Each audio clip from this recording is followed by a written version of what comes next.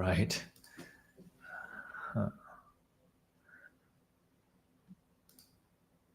All right, I think I'm live right now, but so it's funny because this is my first ever time running a live session in Instagram. So we're doing it from Restream, and the last time I really did something like that is back during the COVID times. So this is new, but I think I'm live on Instagram right now. Okay, cool. Now, if so, we are streaming on Instagram and also on YouTube. And if you find me fumbling a little bit, so sorry for that because I've not been doing live stream for some time. Okay, so I'm going to spend the next 30 to 40 minutes with you to share some takeaways from SDS conference in Bali, which I've attended last week. And let me just quickly share my screen here, hopefully in this little format here. Hopefully this will work, but let's see. Okay, so I'm going to share my screen and let's see what happens here. But if you're here to say hi to me, right? I just doing this to hang out with you guys and see, if this is going to be fun or not. Let me just see. There we go. This is fun.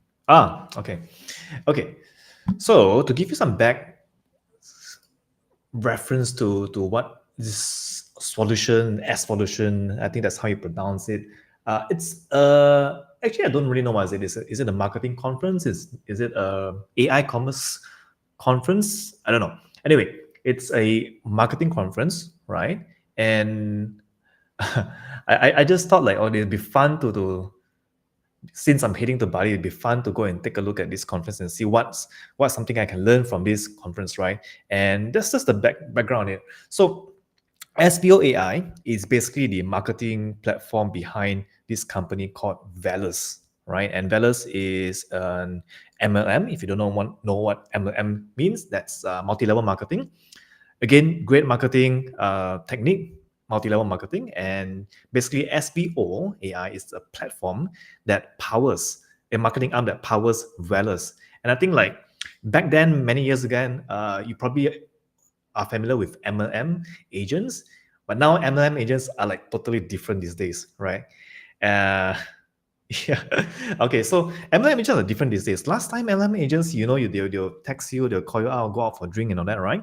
Nowadays it's different. Nowadays they use digital marketing to promote their products, and I think that's amazing, right? So, obviously I'm not in the MLM industry, so I do not know what's going on there. But what I've seen from the conference, because they had a lot of speakers who were the athletes or their MLM agents per se, and what they did was now MLM agents are equipped with AI and also digital marketing capabilities. So what they do is they create videos and they run ads.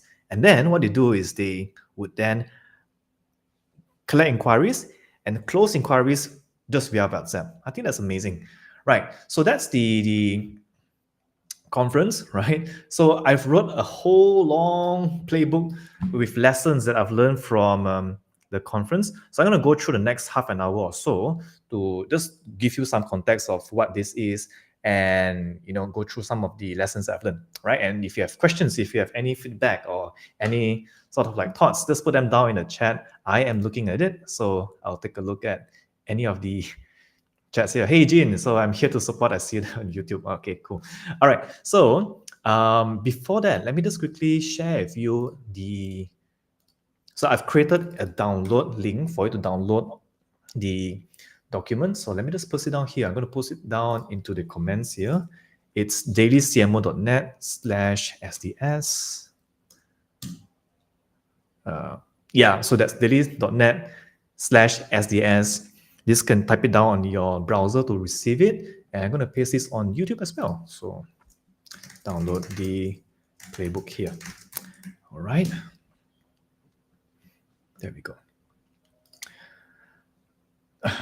All right. So, okay, let me just go through the little notes I have here. I know it's a bit messy, but I think would be insightful if I just go through and explain what I meant by all these points. But then, of course, you can take your own time to go through the playbook and maybe learn something from there. Okay, so here goes. Right, so I have a few sections, and to give you a quick rundown, conference do or don'ts. So I run under.con, and Although Underdog.con is not as big as SDS conference, there's a few do's and don'ts that you observe from going to a conference, right? And SDS conference was huge. They have like 3,000, I believe about 3,000 people attending. And, you know, to be able to pull that kind of numbers and get people from all over from different countries to come into a conference, that's an amazing feat, right? So I'm going to talk about some conference do and don'ts. Platform selling. So, speakers who go on stage and sell on stage, it's uncanny how the framework of doing that, it's like the same across all the sellers there. Then we're going to talk about some content marketing. I'm going to give you some tips that I've learned from the conference, right? How do you create great offers? Personal branding, which was big. Marketing funnels. So there are 2 marketing funnels I want to share with you, which is quite interesting in this, what I've learned from here. They're not new, but I think there are some ideas you can take away from this, from looking at these notes here, right? And then we'll talk a little bit about AI in marketing and a few mindset shifts. So, okay, so here goes. Now, when the conference started, right, I walked into the conference and they had someone performing on stage, singing on stage to hype up the audiences, all right? So, do's and don'ts when it comes to conferences. Number one, I think when it comes to a conference, you have sponsors. So, like in the case of Evolution Digital Summit, right, they have Genius as their sponsor. Where is it? There you go. Genius were their sponsor, right? So one of the things that you want to do when you have a sponsor like that is to promote them. And something that we do at Under.com is after the event, we also would actually email our audiences and talk about the sponsors. I think that's something that you owe your sponsors that, right? Unfortunately, I have not received anything. In fact, I didn't really understand what Genius, the sponsor of the conferences, did until today, right? So you want to write emails and promote your sponsors because they sponsored you, right? Now, number 2 is have an agenda. So prior to attending to the event, right, the whole everyone were complaining. So when you sign up for that conference, they added you into a WhatsApp group, which is quite usual, right? But the problem is they didn't have an agenda. I'm not sure what happened there until like a day or 2 before the conference started. So people were flying into Bali for that, right? But they do not have an agenda. So I think one of the very important things is to have an agenda sent in at least 1 week prior to your event, right? Number 3, make it easy to get support. So there were a lot of ticket transfers. In fact, I bought a group ticket when I went to Evolution Digital Summit, and we had a 3rd ticket, which I was eager to sell off, right? So they allowed us to transfer that ticket to somebody else. And I found somebody who wanted to buy the ticket off from me. But because I wasn't able to get support to transfer that ticket, it didn't happen. So that was a bit annoying. Yeah. Number 4, create networking structures. So like, I don't know, when it comes to events, right, 99.999% of all events, I don't care which event you go to, any conference you go to, 99.999% of people, they go to events to network and to meet somebody. So if your event does not have any opportunities for people to talk to each other, to network, you're kind of missing out on a big chunk of being able to run a good event, right? 5, you want to design touch points behind the stage. So these are things like, adding like a booth around, a photo booth or a backdrop behind around in your event. I think that's so important because people take photos and you want them to share those photos, right, online. Now, follow-ups aren't just for sales. So like, for example, I think one of the best things that we have experienced even running events ourselves is that after an event, you probably want to send like follow-ups, right? So many people do not send follow-ups after events. The event just ends and everyone forgets, right? So because so many things happens during an event, and if you do not send follow-ups, like for example, like takeaways or like maybe snippets of recordings, people will forget it really quickly. So I think follow-ups is not just for sales.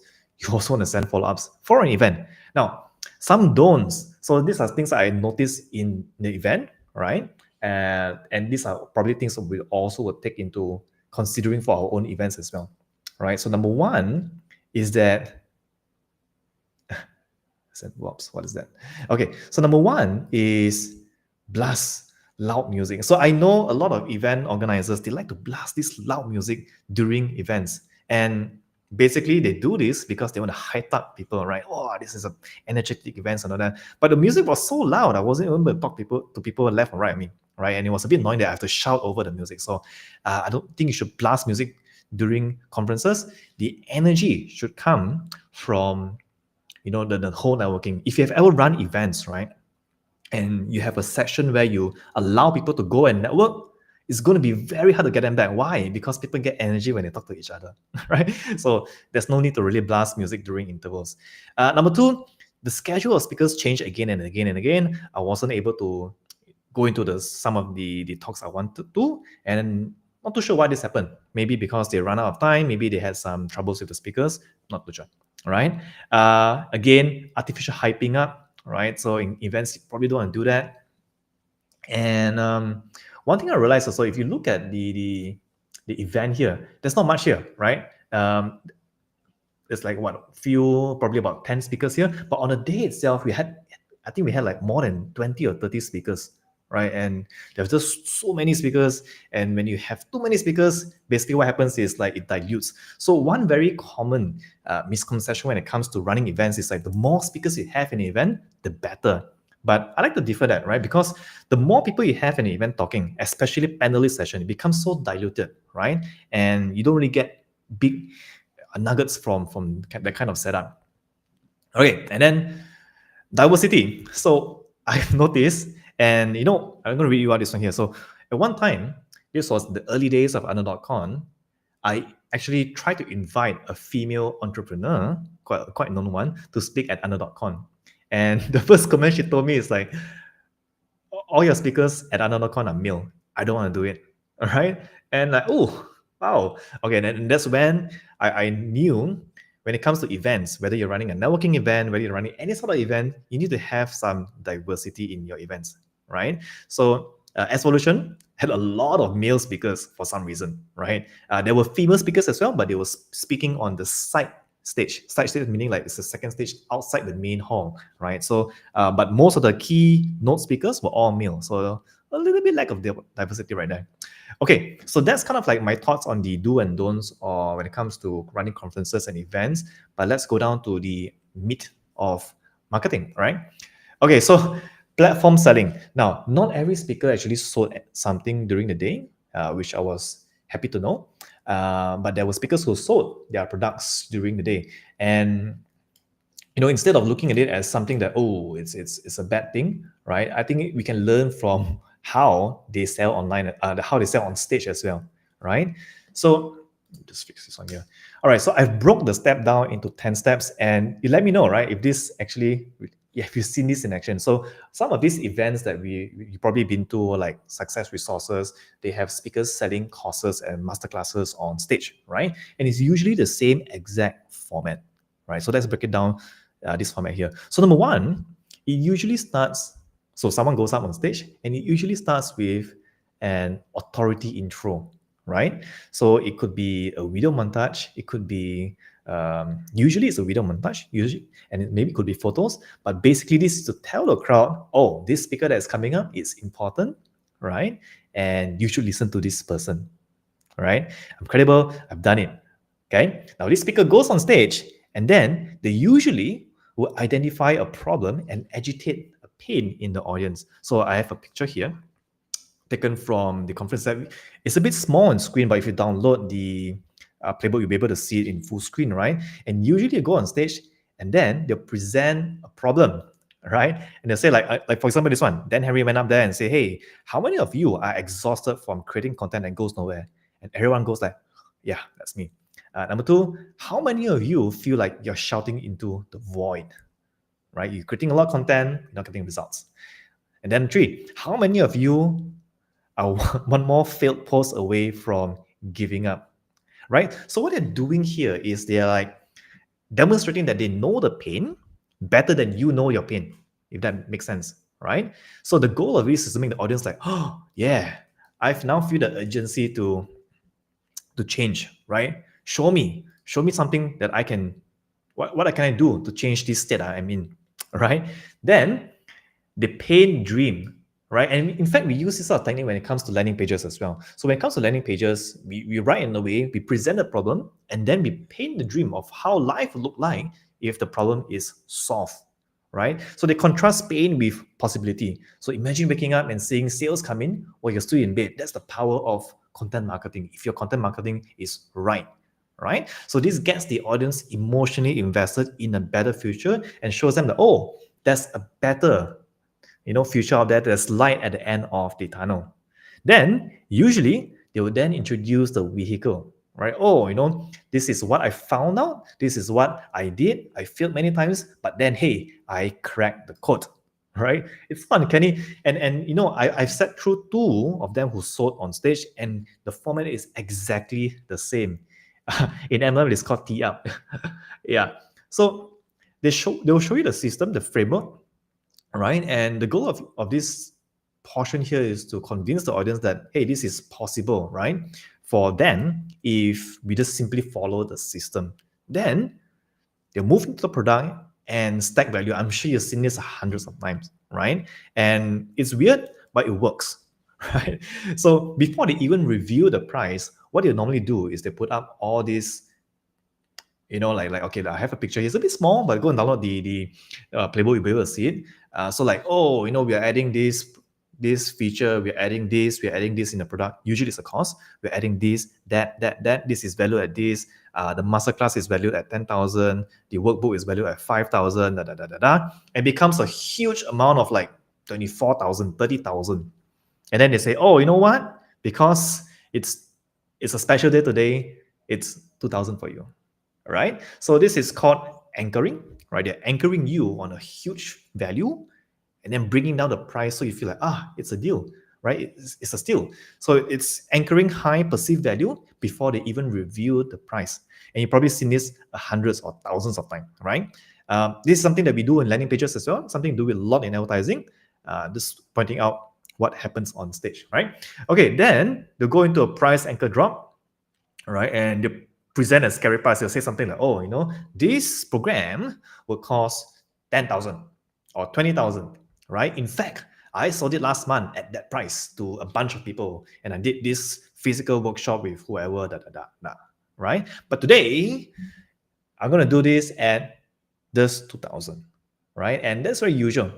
But one of the things that you want to take away from this is that when you discount your price, so let's say you're selling a product at 2,000 and you decide to discount it to maybe 500 or something, not just for platform selling, but for any sort of products out there, right? If you discount something, you probably want to back it up with a reason or excuse for the drop, right? And what I heard during the event itself is, because I want my first success stories, right? So they come out with a reason and say, hey, this course is new, this program is new, so I've not done it before, and I want you to be my first few success stories. And therefore, the price is a low entry of 1,997. Right? And of course, when you discount this way, you probably want to always give an excuse or a reason for the drop to justify the reason. If not, people will see like, it's not so valuable, right? Now, so you have all these things here. So look at that. The total value is 97,000. I don't know. All right, then you have urgency and scarcity. And it's funny that both the speakers offer the same thing. So the first 50 people who run to the back of the room will get a physical workbook. And of course, the physical workbook also is worth about 5,000-6,000, I think. All right. And this is to basically create urgency. And then while people are running behind, they'll then handle objections. All right. And they'll say things like, you might be thinking this will not work for me because I don't have time, right? And this is to prevent hesitation, right? And then there's always a backstory. Right? I call this the backstory loop. And basically, while people are signing up, people are deciding, what they do is they say, hey, 10 years ago, 5 years ago, I was the worst in the room. Look at me. This is a real video from my back then. And this is to get people emotional, invested, all right? And people will look at it and say, if they can do it too in their state, I'm probably be able to do it too as well, right? And then the final push comes in, right? So they'll say things like, the only reason you have not achieved whatever you achieve is because your mindset, right? And this is the exact script I've actually taken down from the conference itself, right? So like if you had a gun to your head and being successful is your only choice, would you be able to do it? All right. And the answer is, yeah, probably so. All right. And then they flip the script around. If someone is at your house, maybe someone had your family at gunpoint, right? And your only way to save them is by being successful in 1 year, to follow through. Would you be able to do it? And people will say, yeah, I'll be able to do it, right? So that's the final push before they close. So it's so funny, right? What I'm trying to share with you here is that 1 to 10, that's usually the steps of how people or platform closers sells. This is what we call platform selling. They are standing on stage selling one to many, right? All right. So I have the notes for you here. Go through that. Let me know what you think. All right. Okay. I'm going to go into the next thing, content marketing. So I think this is something that will be interesting for some of you who do content marketing. And there's a lot of takeaways from this section here as well. Okay. So focus on video content, right? So it's what I've noticed is that every speaker who went on stage, I probably sat through 8 or more than that, 8 or 10 speakers. None of them has mentioned anything about posting carousels or images. In fact, all of them, if you go and look at their profiles and you look at what they actually presented on stage, all of them mention posting about videos. Right? So I think that tells us a very clear sign that videos are the current winning format. Right? Right? Yeah, videos are the winning format. And if you're creating content today, I'm not saying that you shouldn't create any other things other than video, but focus more on video. I think video is like the winning format in all things reels. When it comes to Facebook, Instagram, or even TikTok, you want to focus on videos because that's what people consume these days, right? Okay, so there are 5 types of videos that I've seen people mention during the conference. Talking heads, basically like what I'm doing right now, talking heads, right? Voiceovers, you've probably seen them, right? But there are also some other interesting things you can think about. So if you're running like a content marketing team, these are 5 things you can share and say, hey, can we plan out some content around these 5 themes, which I think is doing well, right? Okay, so I'm going to skip here. All right, so some content that was shared during the event was that every second counts, right? And they actually quoted people, Mr. Beast. So if you watch a Mr. Beast video, right, you'll see that every second counts. There's every second of the video has to earn its place on the video, because every second that you see that people watch a video, it's an opportunity for them to continue watching, or it's an opportunity for them to just drop off, right? So in YouTube, you're able to look at the insights of every video that you have, right? And you can see a graph where the interest drops out, right? If you've ever posted content on YouTube, you can probably see that where people drop off, right? So you look at that insight and use that as a basis for improvement. Why do people drop off at the 10 second? Why do people drop off at the 25th second or so, right? Yeah. Oops. All right, then there's Act Framework, KLL. Okay, so build 9x16 videos. These are the real size videos. I know in just like yesterday, that funny little format came out on Instagram, that long horizontal format.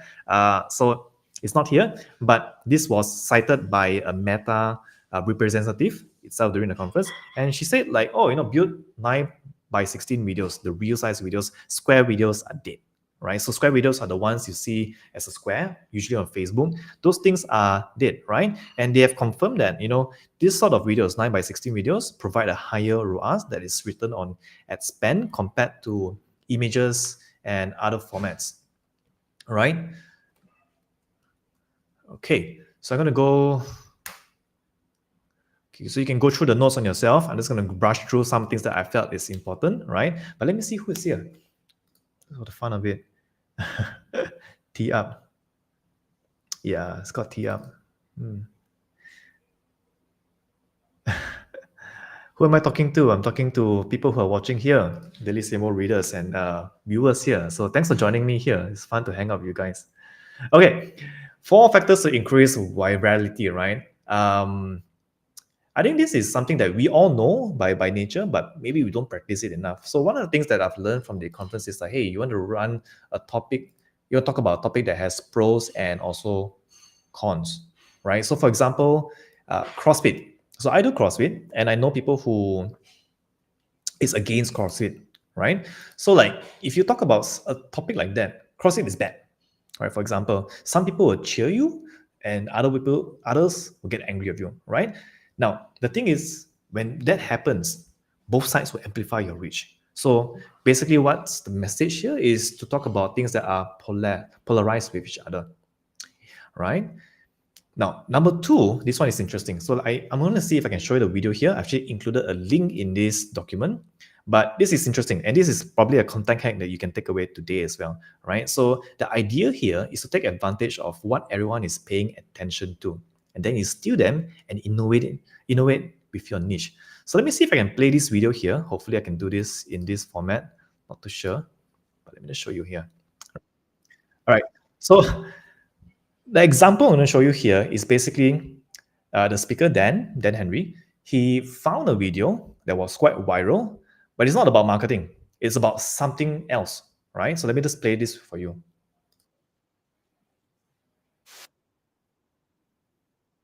Take a look at it yourself. But on the left, the lady there is talking about something related to, I think, psychology or something. I can't remember, right? And that is a viral content. So what he does is he just turn it exactly like in his format, right? But about marketing itself. So basically, you look at what is viral out there that is nothing to do with your niche, and then you create one. That's niche. I think that's brilliant, right? So you can take a look at that. I place this down here, right? Okay, so take a look at that.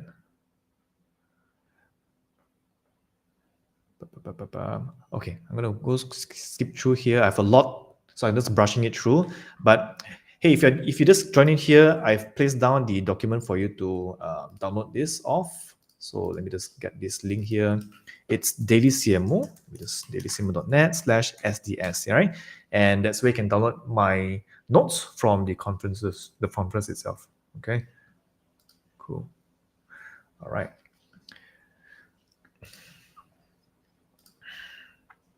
All right, so here, let me just explain what this is, right? So now, one of the things that I've learned here is that what they say is that most creators online, we are all taught to be authentic, right? And the way to get seen online is to be authentic. And the truth is, a lot of creators are authentic, but they lack authority. That means you can be super authentic today, but people don't trust you because you don't have the authority. So one of the examples that I saw, one example is that a speaker shared, right? His name was Victor Huberta. I hope that I got that name right?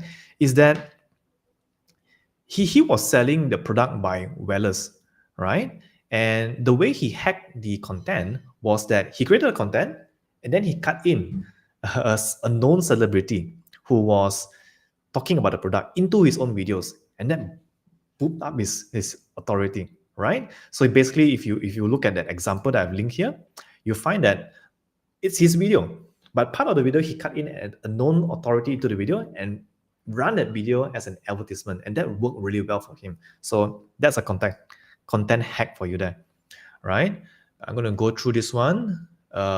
This one is like, you can go through that yourself. Okay, so what is a hook? Now, for years, people have talked about hooks, right? What is a hook? And if you ask like any marketer, they'll say, "Oh, hook is something that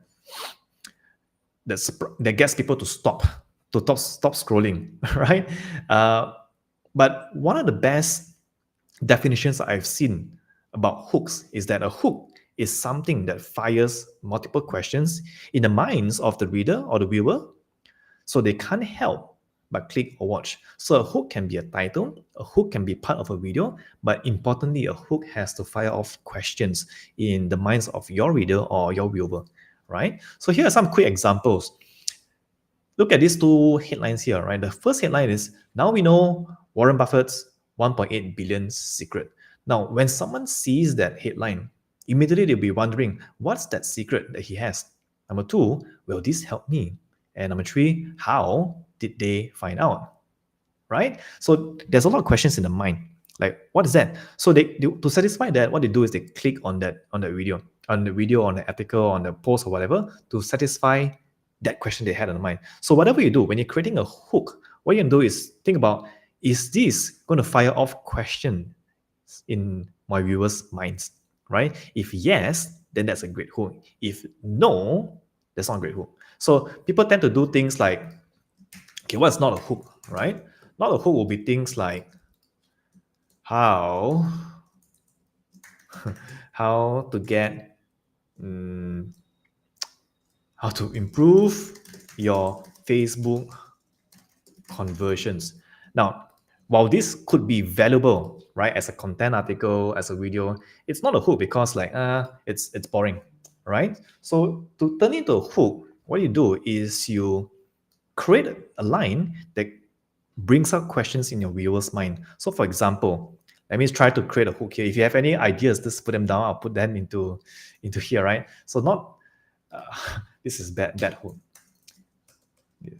Good hook. Let me try again. Okay. So a good hook would be, I did this one change on my Facebook ads. The results surprised me, right?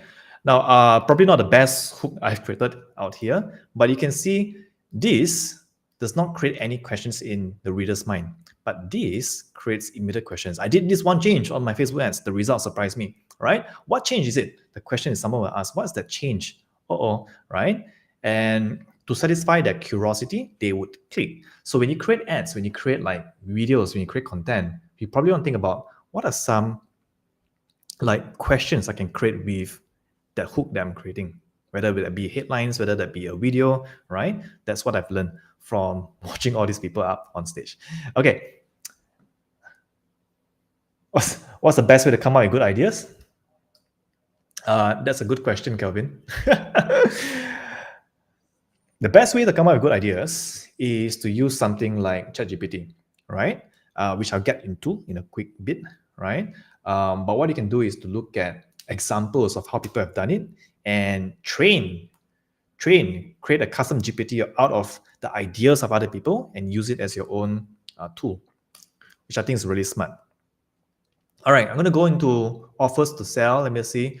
Okay, so some quick ones that I want to brush through with you, right? So if you're creating an offer, when I say offer, it could be a product, could be a service, but basically you're offering something to the market, right? You want to think about making your offer more valuable than food, right? So if your offer is not as valuable as food, people will just delay and stop, right? And that's something that I think is a great mindset to have when it comes to creating offers. You created an offer for a product or services and you think it's good, but is your offer more valuable than food, right? And it has to be more valuable. And a good example I can share with you is like Zeus Coffee, right? So it's so funny that Zeus Coffee has this tagline that says a necessity, not a luxury, right? It's a necessity. It's better than food. I don't know, right? So basically, make your offer more valuable than food, right? If not, people will just stall and they won't have the urgency to take action to buy, right? Now, one of the reasons you appear salesy, very simple. I've written here, this is exact quoted from one of the speakers on stage, right? The reason you appear salesy is because you try to sell something that someone does not need, right? If you try to sell something that something that someone does not need, you appear salesy. So this is a quick little story for that example. Now, when it comes to FOMO stands for fear of missing out, right? So a lot of marketers, in fact, myself included, right? Sometimes we forget. So we create things like, oh, only 10 spots left to our products. Oh, we only have 10 units left to this product. That is a bad way to creating FOMO, right? A good way of creating FOMO is to talk about people who are already using your products. So instead of saying, oh, we have 10 spots left for this conference, you can talk about how hundreds of people who have already signed up for this conference and they're doing these things, you're being left behind, right? That creates a better FOMO compared to like 10 spots left, because people are smart, right? If you put things like, oh, 10 spots left, we have 5 units left, people know that you are kind of like faking it, right? So the way to do FOMO right is to talk about your customers who are already enjoying and using your products or services. That's a better way to create FOMO. Okay, personal branding. This was mainly shared by Dan Henry, who had 2 speaking slots during the event.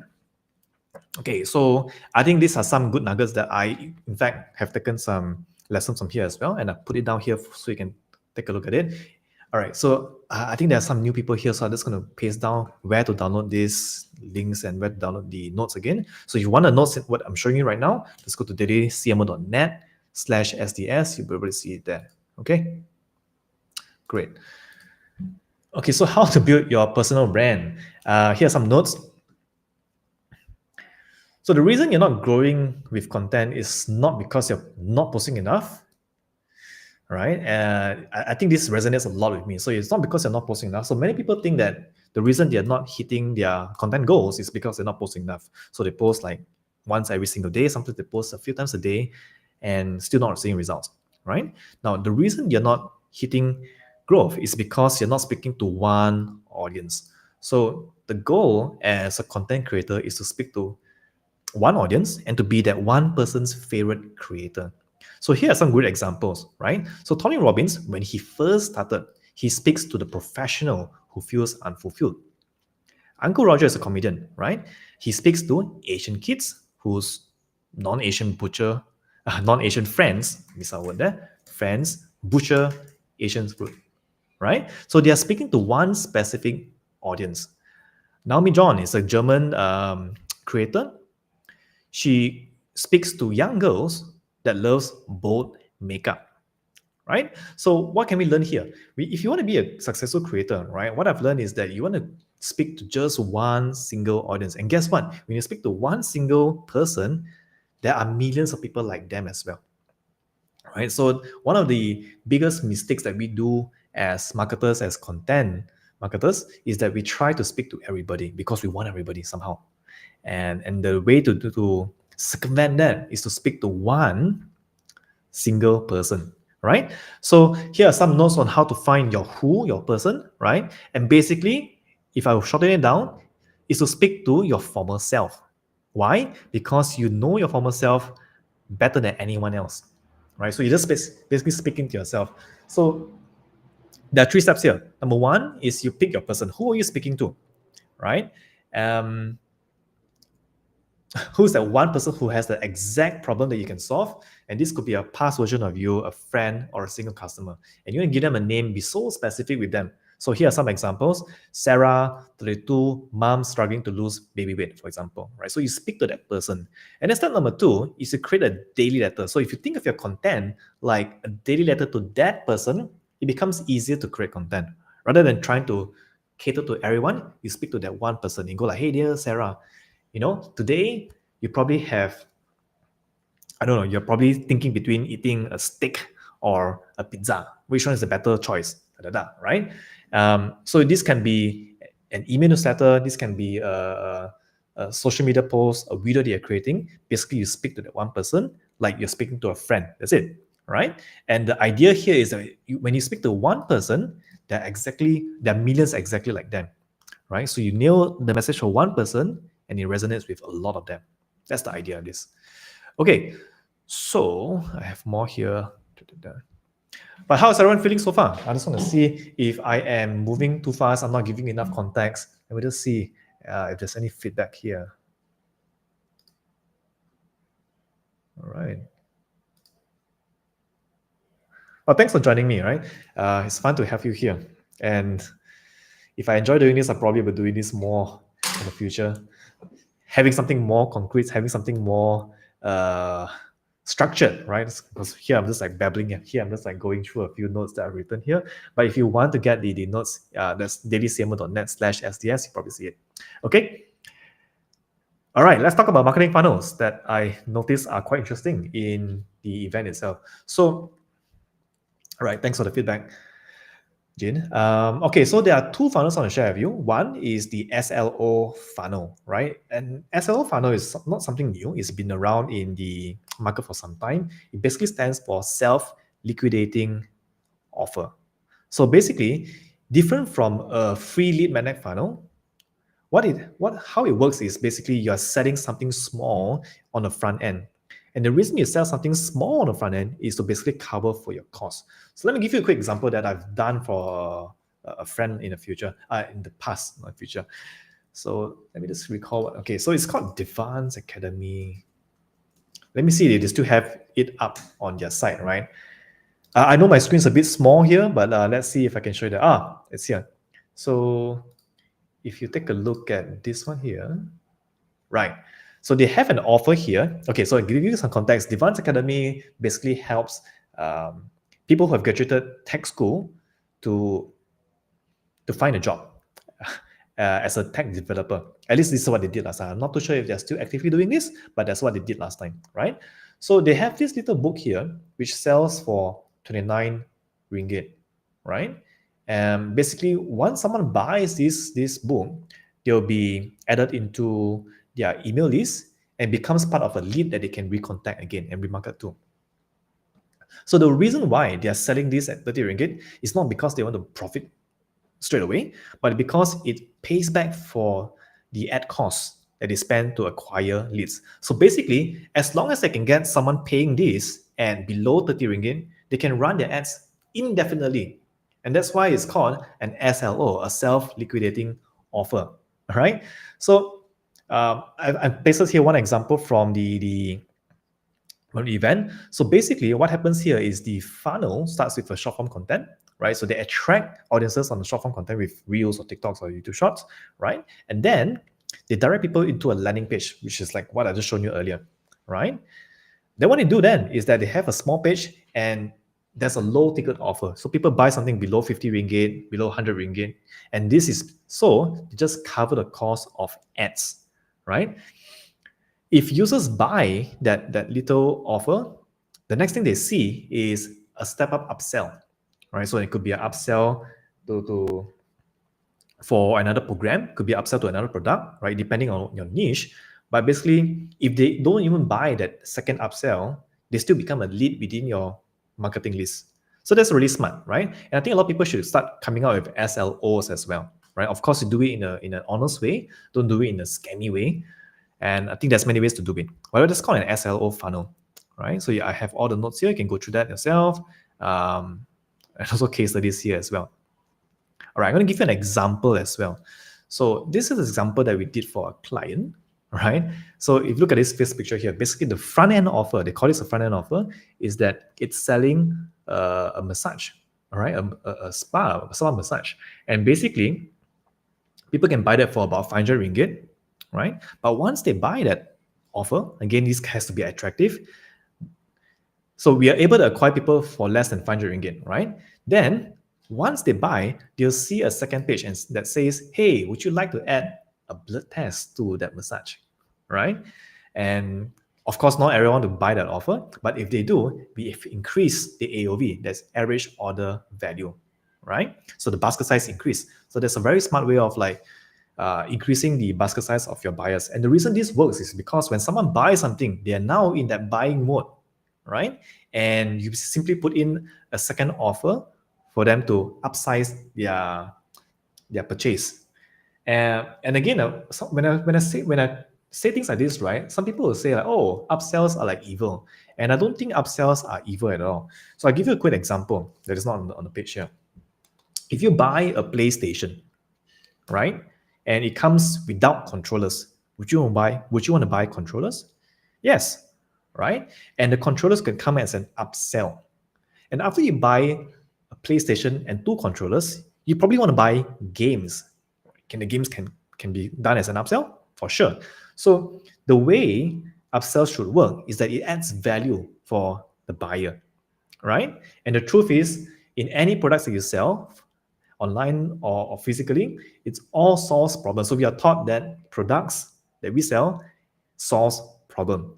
But the truth is, products will solve problems to create a new problem. To give you an example, if you sell a car to someone, now that someone has a new problem, right? And the new problem would be, now I need petrol, I need insurance. So every solution that you sell to someone will create a new problem for them. So that's where you put in upsells to solve that second problem that you create after solving their first problem, if that makes sense. Okay, I'm going to go more here and see, right? Now, this one is interesting.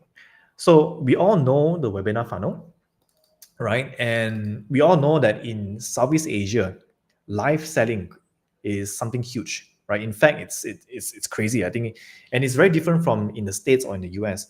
In Malaysia or in Southeast Asia, people tend to like live selling. Asians love live selling for some reason, right?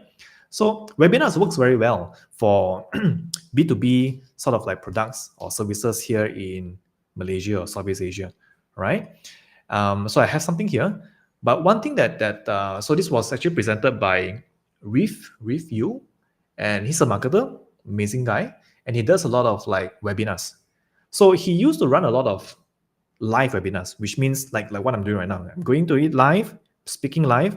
But the problem with that is that while there's a lot of like engagement you can get from a live webinar, it also creates a lot of burnout for the speaker. So the speaker has to go into a live session once every week or twice every week, and if they don't do it, they don't get sales, right? So what they've done is that they created an automated webinars, which is not something new. But what is interesting about their method here is that they use AI in that process, right? I'm not sure I agree with everything that they do, but yeah, it's just a way to increase the number of live webinars they can run. So basically, the webinars that run today, it's not live, it's recorded, but it's made to look like it's live. And they use AI for that. And basically what they do is they get human staff to change details on slides, right? So like if they have a slide that says 2024, then they change it to 2025. And human does that. The rest is handled by AI. So I have a few notes here, go through that, and you can see how they actually do this in real life, right? Has the links there as well. Okay, so I'm going to go quickly here because it's coming up to an hour. I don't take too much time on this session here. But AI in marketing. Okay, so here are some quick nuggets that I've taken back from the conference. Now, this is really smart. So how to scale talking head video content? I think this is smart. I've never thought of it. I never know why I didn't think about it, but it's amazing. So 3 steps, right? So if you want to scale talking head video content, and when I say talking head, it's something like someone speaking on the video like what I'm doing right now, right? And you know there are AI tools that can help you do that already. Things like Synthesia. So basically, step number 1 is to shoot a raw video of yourself without talking. You don't even have to talk. Like 8 seconds of yourself, just shoot yourself somewhere in a square somewhere. So what? Then, in step number 2, you create an AI avatar of that with a script and voice recording, right? Using something like Synthesia. And that becomes like a talking video. It's quite real. It's quite real actually, right? So to make it even realer, what you do is to add in B-rolls and captions. So instead of just an 8 seconds video of you talking, you cut in like B-rolls every 3 to 4 seconds, and it becomes a real video. So that I think was amazing. So what Reef has done here, right? He's shot a video of himself, right? And then using AI, he creates a bunch of different scripts for that same video, and he starts speaking in the AI video, and then he puts in B-rolls to create multiple videos that originated from the same first raw video. I think that's amazing. I'm probably going to add a link, and I actually recorded this during the conference. I'm going to add a link here so you can watch how that works in action, right? I think it's so interesting. Okay, so next one here is AI and advertising. This is this simple. If you run meta ads, right, you know that the direction forward is personalized ads. So Meta has the ability to basically generate different sort of creative, different sort of text based on what people want to see, based on the data, right? I don't think it's perfect. And in fact, when I run ads these days, I do not use the generative AI in Meta, but I think it's going to change in the next few months or so, right? Where we're going to be running more generative AI when it comes to advertising, right? Okay, so this one here is smart. So I think right now, if you run a business, especially if you run like an agency, you should custom GPT up every single process in your business, right? I do not know why I've not thought about this one, but when I saw this, I feel like, wow, this is something that every company should do straight away. And it's so smart, right? So for example, if you run a marketing agency and you have like a team, right? What if you create a custom prompt, a custom GPT for every single process that runs through your agency? For example, a landing page GPT, right? A copywriting GPT, a image ad GPT, right? A sales GPT, and basically your new staff, your employees, your team don't have to come back to you and say, hey, Ruben, can you approve my copy, right? You basically download your brain and put them into a custom GPT so they can just use it on their own. And this is really simple to create. All you have to do is just create something and train something up with the as a custom GPT on ChatGPT, right? So I think this is something that every company should do, not just marketing agencies. But if you have some sort of knowledge base, right, and if you find yourself having to review your review work from your team, I think this is something that you should look into straight away, right? I have steps here going through that, and something that you should really look into straight away. And I think you can create custom GPTs as long as you have like a plus account on ChatGPT. I could be wrong, but it's not hard to create them. That's what I'm saying, right? All right, so here are some quick tools. So one tool that I've not experienced before, I've not used before, is called Vivi. And basically, people these days, they create images with things like Nano Banana, right? But what they've done is that they created one image at one time. So if you're creating images, you're just creating one photo or one video at one time, right? But with a tool like Vivi, I think that's how you pronounce it, Vivi, right? Basically, you put an automated process that creates like tens or hundreds of creatives, no matter how you want it. So it's really simple. You don't have to learn how to program. It's based on notes, right? And what you do is, after being able to create an image using something like Nano Banana or VO3, you just duplicate your process into a node in Vivi, and whenever you want a creative to be done, to be generated into like 10 or 50 at one click, you use this tool for that. So I think this is an amazing tool. I've not come across this until I saw it at the conference, and I thought it was amazing, right? I have some videos of how it works in action. So I've placed down some links somewhere around here, going through that, and you'll be able to find it, okay? Yeah, and the rest are just like quick mindset shift, which I think you see this a lot in most conferences these days, where people go up there and try to motivate you and say, hey, it's your mindset, right? Which I agree to a certain extent is your mindset, but yeah, you get what I mean. All right, so I'm just going to share up to here. I think it's easier. It will be easy if you can go through this content in your own, and yeah, hopefully you find value in this, right? So if you have not downloaded it, I'm going to just mention where to get it again. It's at dailycmo.net/SDS. I'm going to hang out for a bit and see if there's any comments from you here.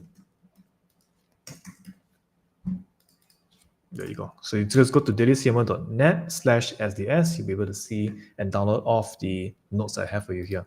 I have links all in the content, so it's much easier for you to go through. And I'm so sorry, I just didn't prepare a presentation for today, and I just came up here just to babble about what I've learned from the conference, right? But if there's one takeaway that I want to share with you, is that when you go to a conference, you don't want to actually learn what they say. You want to learn what they are doing, right? So don't do what they teach you, do what they do, if that makes sense. Right.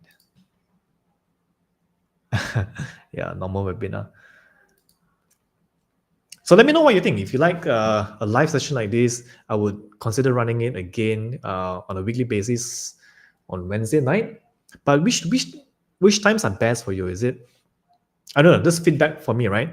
What is a good time to run a live video like this? Would it be around 9 p.m. at night, later, or in the morning? What do you think?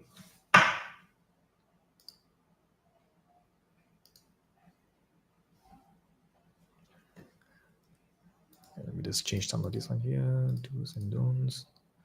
All right, if you have gotten the, access to this page, you just have to go and file and make a copy for yourself, right?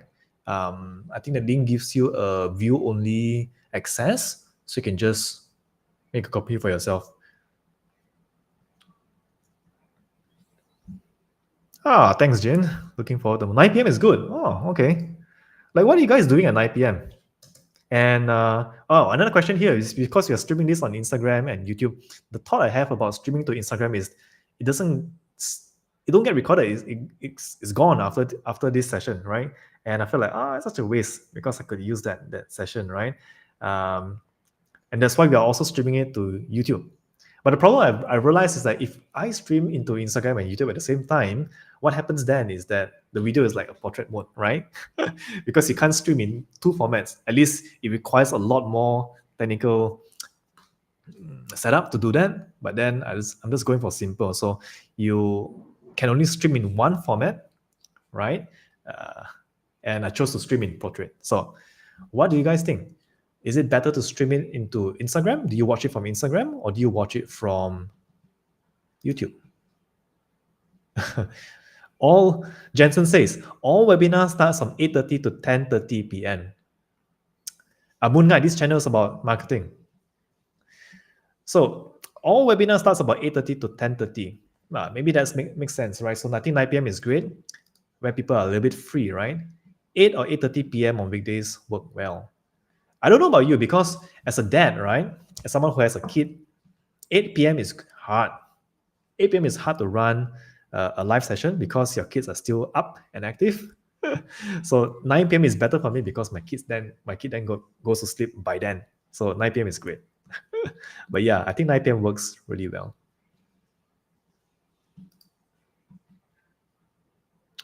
But this is fun. Okay, man. IG, because it prompts a notification. That's true, huh? Oh, that's good insights. Okay. Okay, so this is cool. My promise to you is the next time I'm doing this, I'm going to be showing up with a proper presentation. Right now, today I don't have a presentation. I'm just going through the notes. But I think there's a lot of nuggets from here, and I think you'll probably enjoy it, right? Let me know. I probably will be sending out emails to all of you just to say, what do you think about the content here, and hopefully you find it useful. Okay. This will make it easier to engage. Thank you, Jenny. It's so nice. All right. So I think that's about it. I won't take too much of your time, but thank you for joining me today. Yeah. Oh, no. So there are a few comments here on YouTube, right? So, will marketing job ever be replaced by AI? I don't know. What do you guys think? Will marketing job ever be replaced by AI? Let me just put this down here. And according to you, so let me just write this down, right?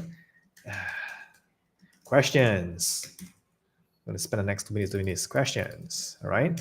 Or really more like discussions.